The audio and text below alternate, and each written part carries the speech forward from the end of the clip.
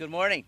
Thanks to everyone for being here, and I want to thank my co-chairs, Representative Kevin Mullen of California, Representative Ramirez of Illinois, and last but certainly not least, Nikema Williams, my friend from Georgia, for joining us. I also want to thank other members of our task force who are here, Representative Dave Min, Suhan Subramaniam, and Seth Magaziner, who was here momentarily. We are so grateful to them for their leadership, for their incredible work, and looking forward to our work together as the Anti-Corruption and Democracy Reform Task Force and the launch of that today. I also want to thank our guests, Virginia K. Solomon, who's the president and CEO of Common Cause, and Robert Weissman, the co-president of Public Citizen. Both are incredibly valued partners in this effort as we fight for a stronger, more just democracy. And today we are here to launch the Anti-Corruption and Democracy Reform Task Force. In my view, there is nothing more important in this moment than protecting American democracy and rooting out the corruption that has become endemic in our system, especially under this administration. And I just use as a point of reference behind me, Republicans are about to try to memorialize through a resolution the most corrupt tax bill in American history, which they passed last year, which puts billions of dollars in the hands of billionaires through tax breaks. So I think the contrast could not be more telling. We find ourselves at a moment where democracy's defenses are under attack. That's right. The American people have stopped believing that government is working on their behalf. They no longer feel we are a government of the people, by the people, and for the people. They no longer trust our government, no longer trust that public service is done for public good. And can we blame them? At every turn, the Trump administration is destroying our institutions and shattering norms. It happens not on a daily basis, it happens on an hourly basis. And Donald Trump is personally profiting off the presidency while imposing costs on the American people. Something that our founders would have found so reprehensible, having a president of the United States benefit financially and otherwise from his service. And the corruption is not free. You're the ones, Americans, who are paying for it. This cannot and will not stand.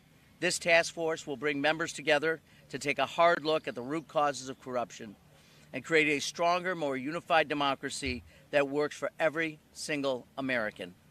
This includes each branch of government, ensuring no president, vice president, cabinet secretary, member of Congress, or justice of the Supreme Court puts profits over people or power over democracy. This also includes getting dark money out of our elections and strengthening our democracy so that government works for you, not the wealthy donors. I think it's telling, if you remember in that rotunda behind us on Inauguration Day, the president sitting with 6 billionaires lined up behind him, and the American people want to know, why are they not first? Why are the billionaires first and not them? That's right. The Anti-Corruption and Democracy Reform Task Force will work to do the following things: root out corruption in the executive branch. Americans are paying the cost for this corruption every day with higher gasoline prices, higher food prices, unaffordable health care, rising home prices. The cost of child care is so difficult for average families to combat, all while Trump administration pushes policies that benefit only the president and the richest of his allies. We'll critically examine Congress itself and ways to reform the legislative branch. We are not above having a look at how we root out corruption in the legislative branch and end self-dealing and strengthen accountability in the judicial branch, which I think every American wants to have, and improve our elections and strengthen our democracy. We should be expanding access to the ballot, bolstering election security, and supporting our state and local election officials who work so hard with the sacred trust that they've been given to make sure elections are safe and secure in America, not sowing unfounded doubts about democracy, which the president and his allies do every single day. The president can't get over his loss in 2020. He's got the emotional maturity of a 5-year-old. And in doing that, in dealing with his demons, he is tearing down democracy everywhere, trying to do everything he can to deny access to the ballot for all Americans. 80 million people who are voting eligible age, American citizens, did not vote in the last presidential election. If that isn't a sign that we've got to do better to ensure access for democracy for all Americans, I don't know what is. Our government is in a crisis, and together we will eliminate the systematic causes of corruption and create a stronger, more unified democracy that works for all Americans. Our government is in a crisis of public trust, and the Trump administration has taken every opportunity to dismantle key institutions and federal programs that work for the American people. So Congress must do something to end this Republican culture of corruption in Washington. Leader Jeffries has made anti-corruption a key pillar of our Democratic agenda. That's why he asked me to develop a comprehensive anti-corruption agenda for House Democrats, and this task force is an important, indelible part and component of that effort. I want to thank my colleagues and co-chairs for joining me in this critical endeavor. We need real change, and we are determined to find the best path forward. With that, I'd like to ask Task Force Co-Chair Kevin Mullin to come up and say a few words. Thanks, sir. Thank you so much, Ranking Member Morelli. Very much looking forward to working with you and the other task force co-chairs. I am Congressmember Kevin Mullin from California's 15th Congressional District. I grew up in South San Francisco, where my father was a 33-year high school government teacher and civics teacher. He proudly taught his students and me that our democracy doesn't exist on its own. It's something that each of us as Americans must defend and uphold.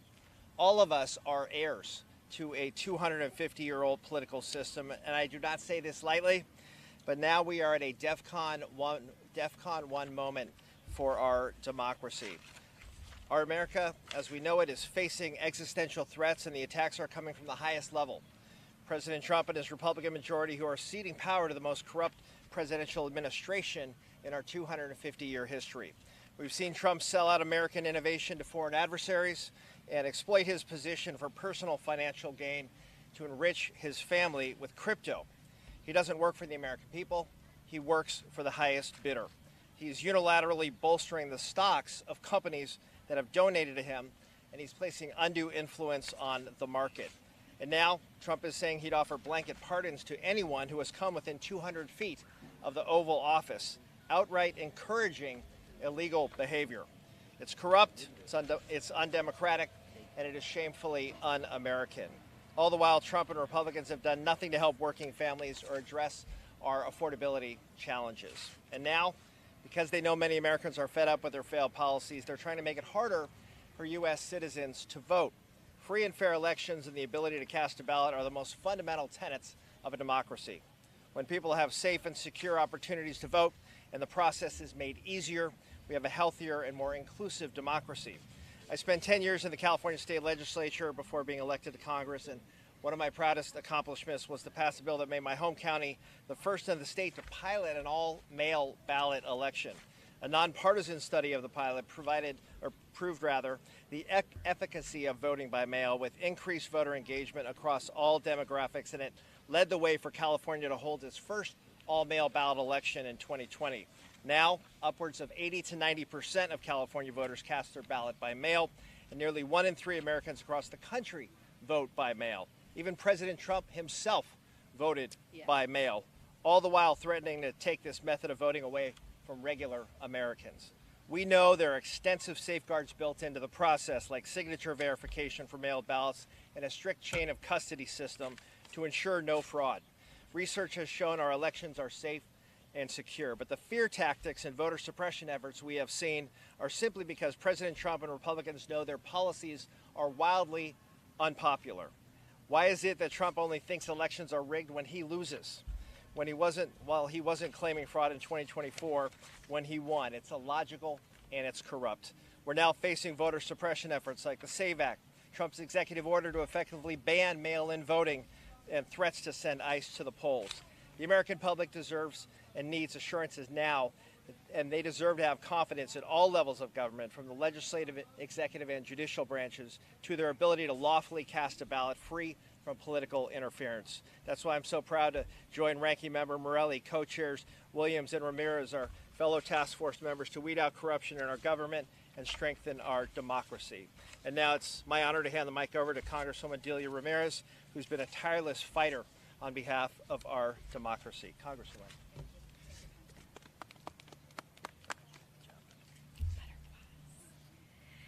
Good morning. Buenos dias. I'm Congresswoman Delia Catalina Ramirez, and I'm the proud representative of the mighty, mighty 3rd Congressional District in Illinois, a district that is fed up with this administration's violence against our community and the blatant corruption that you and I see every single day.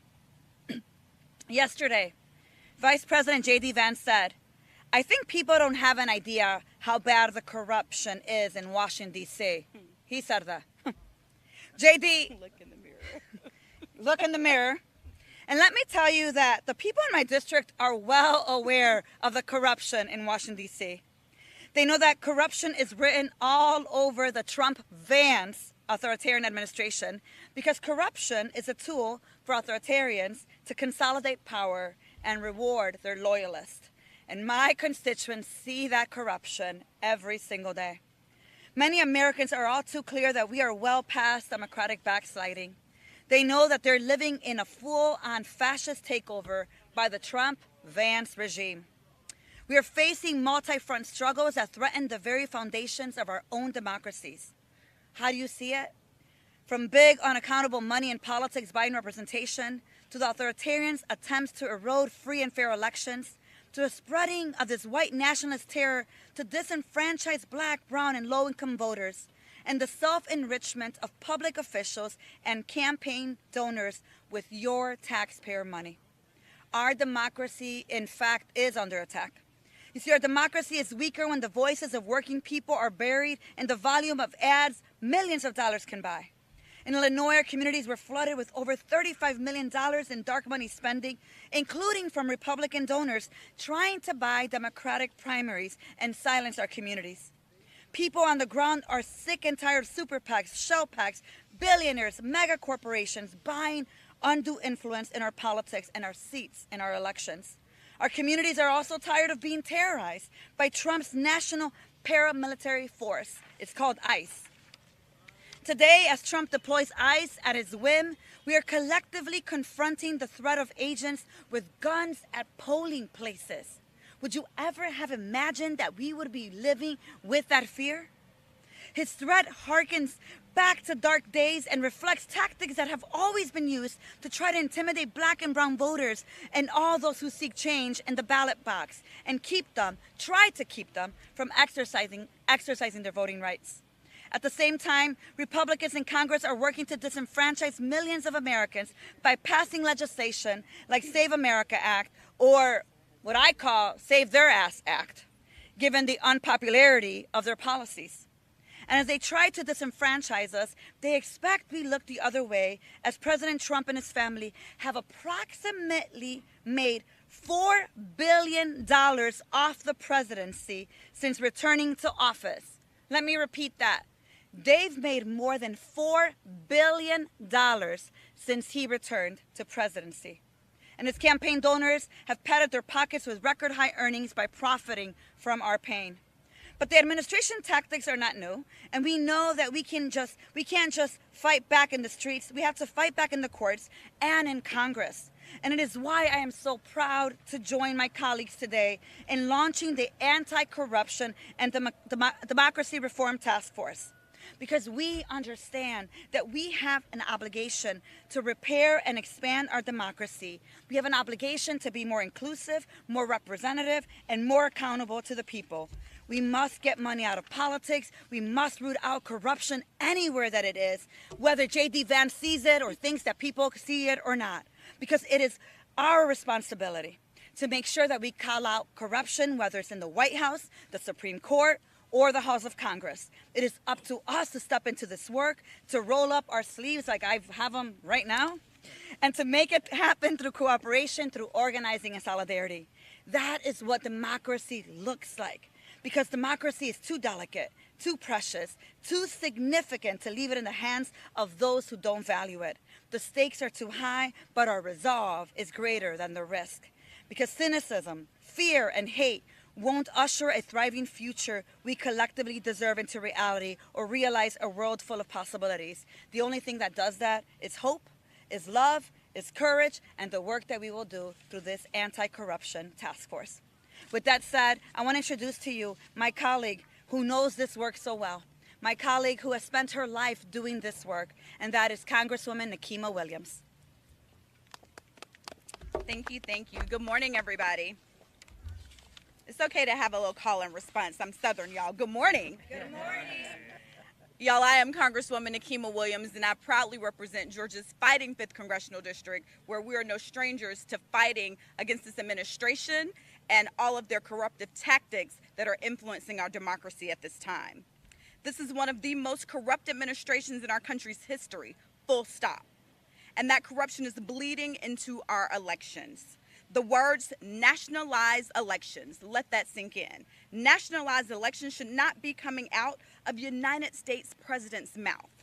The words we shouldn't even have an election should not be spoken by United States President. No part of this has been normal or should be treated as normal. Donald Trump sent Tulsi Gabbard to Fulton County, my home county, to raid a local elections office based on debunked election fraud conspiracies. Then Trump loyalist Steve Bannon started calling for ICE at polling locations, and we know exactly where they will start. It's clear the next strategy in voter suppression is in fact intimidation. When we're being threatened by masked men with guns at our polling locations, that's what I call Jim Crow 2.0, because it wasn't that long ago, back in Alabama, back in the South, back in Georgia, where we saw these very things by local law enforcement officers. We've been here before. They might not be using hoses this time, and we might not be counting jelly beans in a jar, but the same corrupt scheme to keep us from voting is the same as it was then as it is now. Intimidation and fear-mongering are the symptoms. Corruption is the diagnosis. This moment calls for a unified front, transparent action, and coordinated fights in Congress, in the courts, and in our communities. That's what the Anti-Corruption Strengthening Democracy Task Force is prepared to do. Through congressional collaboration, working with other leading voices in the field, and convening important and informed conversations, this task force will establish our legislative response to this corrupt White House. The American people are demanding accountability. From unnecessary and expensive wars to White House ballroom construction to attacks on the Consumer Financial Protection Bureau to attempts to silence voters at the ballot box. The vast corruption spewing from this administration is as visible as ever. It's our reaction that will define this moment. My friend, my mentor, and my predecessor, the late Congressman John Lewis, told us a democracy cannot thrive where power remains unchecked and justice is reserved for a select few. Peace cannot exist where justice is not served. The Anti-Corruption Task Force will be a check on Donald Trump's corruption, and I'm proud to serve as a co-chair of this task force as we build from today and make sure that the people's ballot box is rightfully protected from this corruption. Thank you so much. Thank you to each of our co-chairs and all the members of the task force for their comments. But we cannot do this alone. As talented as this group of members, we have partners who are civil society partners, people who are doing such amazing work. And I want to introduce my friend and colleague, Virginia K. Solomon, from President and CEO of Common Cause, who is a tremendous partner and a great friend. Ask her to say a few words. Virginia. Good afternoon. Good morning, actually. Good morning. My name is Virginia K. Solomon. I'm the president and CEO of Common Cause, and I'm here representing our more than 1 million members across the political spectrum who reside in every single congressional district throughout this country. I want to thank Ranking Member Morelli, my friend, for his leadership on the House Admin Committee and for launching this critical task force alongside all of the amazing and dedicated leaders here. Today's tax day, in case we've all forgotten, which for millions of Americans represents our commitment to one another. That is what we pour into our national budget. We pay into this system because we expect a government that provides safe roads, good schools, and a fair shot for everyone. But right now, it feels like those in power aren't fulfilling their end of the bargain. People are working twice as hard to get by, while a handful of billionaires and people in this administration, special interest groups, and their friends use the government as their personal checkbook. Every time a politician helps a special interest rig the rules, it takes more money directly out of the American people's pockets. We saw this with the billionaire budget that slashed aid for families while handing out massive tax breaks to the ultra-rich. And corruption, it has a real cost.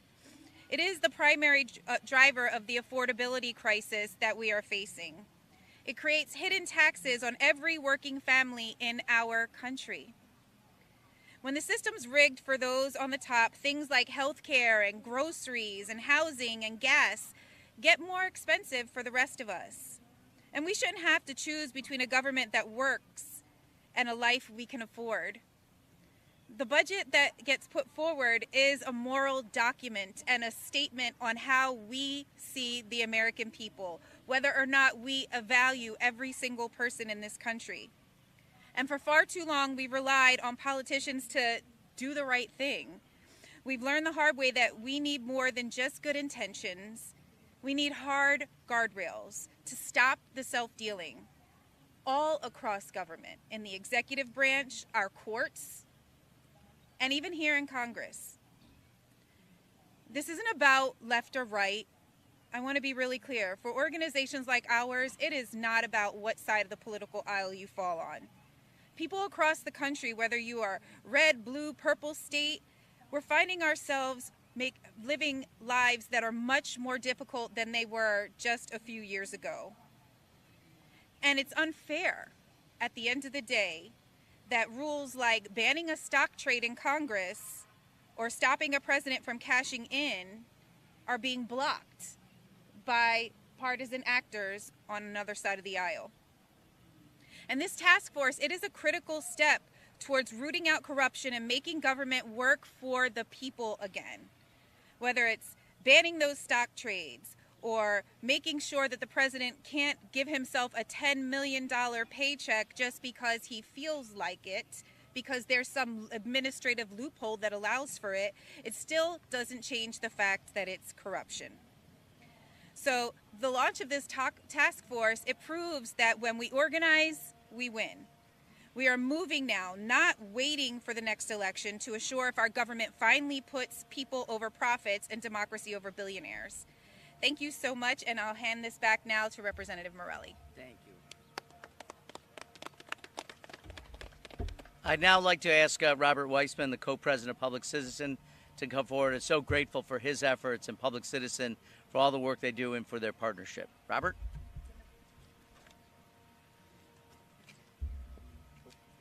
Corruption is a defining feature of the Trump presidency, and it is hurting every single American. Corruption means a lead AI investor gets installed in the White House to make policy regarding big tech and AI and lets the big tech companies make gazillion dollars in profits and launch dangerous AI technologies without safeguards, threatening jobs, the environment, and putting our children at risk. Corruption means the president accepts $400 million gifts from foreign countries and engages in deals worth tens of billions of dollars with other foreign countries, and that drives our foreign policy, including the decision to engage in and extend illegal, unconstitutional, and dangerous wars. Corruption means the Justice Department doesn't enforce the antitrust laws against those that Donald Trump favors. It means we have higher ticket prices for concerts and media consolidation that is going to threaten the very foundations of our democracy. And corruption means that Republicans and Donald Trump conjure up imaginary crises of fraud in social service programs committed by immigrants and poor people, while that same president, in fact, pardons fraudsters at an epic and unprecedented level, and his administration shuts down the most important anti-fraud agency in government, the Consumer Financial Protection Bureau. So corruption is a defining feature of authoritarians and of this authoritarian administration, and it will be vital for this anti-corruption task force to take on and redress and remedy and prevent from ever happening again the corruption of Donald Trump. But the corruption in Washington is not just the corruption of Washington, D.C. It's systemic, too, with too much power for lobbyists, too much power for big money in our elections. And it will be vital that this anti-corruption and pro-democracy task force take on and address those issues as well, which I know it will do under the awesome leadership that we've heard today from Representatives Morelli and Williams and Mullen and Ramirez. I just want to say last, to echo what Virginia said, this is a Democrats' task force, but there's nothing democratic about the anti-corruption agenda. Republicans and Democrats and unaffiliated voters all understand and feel passionately about the problem of corruption in Washington, D.C. They are demanding answers. Bizarrely, it's why many of them voted for Donald Trump in the first place. But now is the time to deliver true solutions and get them enacted into law. And when we do finally get this package developed and across the finish line and enacted into law, it should be with the support of every member of Congress without regard to party. Thank you. Thanks so much, Robert. And before I close and thank all of my colleagues and partners here, I want to thank Speaker Johnson, because only the completely tone-deaf House Republicans would gather together to celebrate a fiscally and morally bankrupt tax break for billionaires a year after it's happened, to continue to celebrate it, because they're not listening to what's going on in America. They're not hearing the voice of Americans who are tired of high costs, who are tired of a government that has turned their back on the interests of the American people. So I want to thank Speaker Johnson for continuing to be completely and utterly tone deaf to the needs of the American people. But I also, again, just want to thank my co-chairs and all the members who have agreed to join this task force, and certainly our partners, Virginia K. Solomon and the Common Cause and Robert Weissman and Public Citizen, for being here. And I want to thank you all. If there's any questions, we're happy to answer them. Yeah.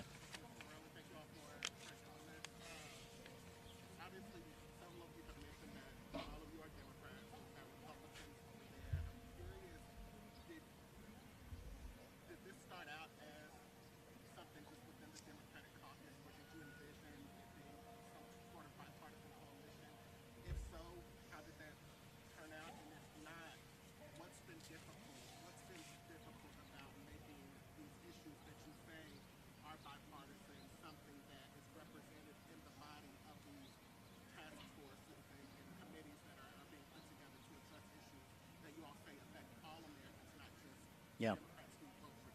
Well, certainly this began in part by Leader Jeffries giving me a responsibility to come up with this anti-corruption and democracy reform agenda. I thought it was fitting to reach out to members, which is why I asked my co-chairs to serve and all the members of the task force. We are committed to this. We do want it to be bipartisan. We will continue to offer opportunities for our friends across the aisle to join with us to talk about constructive ways we can repair this democracy and root out the corruption that's become so endemic in the Trump administration. Sadly, they have not heeded our call, but we'll continue to have an open door and to talk to them about ways to do it. But we're also not going to wait. What we've seen is how they are completely willing to subject themselves to Donald Trump, how they are complicit in this. The House Republicans continue to follow the president's lead about condemning the results of the 2020 election, continuing to further the lies about fraud in our elections, and they have continued to be complicit. So yes, we want a bipartisan approach. We'll always have always offer them the opportunity to work with us, but with them or without them, we're going to reform this government, and we're going to make America proud of its government once again. Great. Thank you all so much for being here.